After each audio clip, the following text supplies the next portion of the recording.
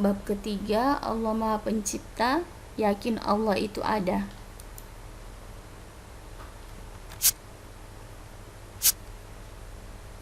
Tujuan dari pembelajaran ini yaitu siswa dapat menerima adanya Allah Subhanahu wa taala sebagai Maha Pencipta, menyebutkan bukti kebesaran ciptaan Allah Subhanahu wa taala, menyebutkan cara memanfaatkan ciptaan Allah Subhanahu wa taala, dan menjelaskan bukti kebesaran ciptaan Allah Subhanahu wa taala. Jadi, Allah Subhanahu wa taala adalah Tuhan yang menciptakan alam ini.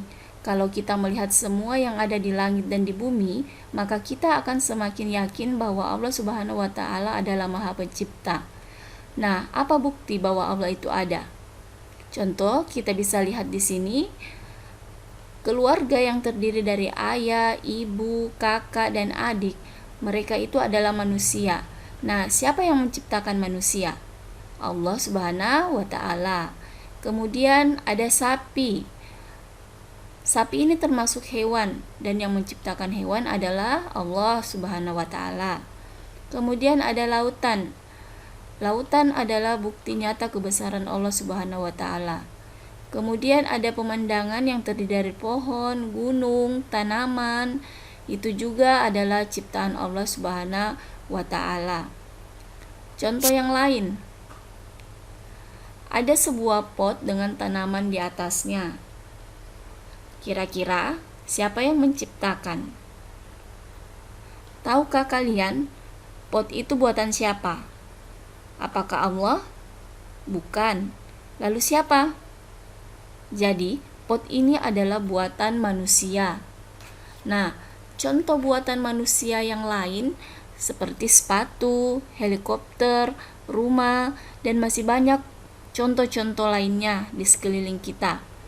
Nah, kalau tanaman yang tumbuh di atas pot itu siapa yang menciptakan? Iya, Allah Subhanahu wa taala.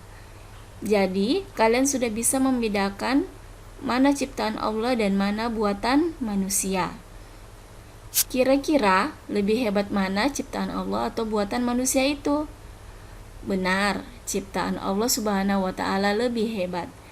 Kenapa? Karena buatan manusia cepat rusak, sedangkan ciptaan Allah kekal dan banyak memberi manfaat kepada manusia.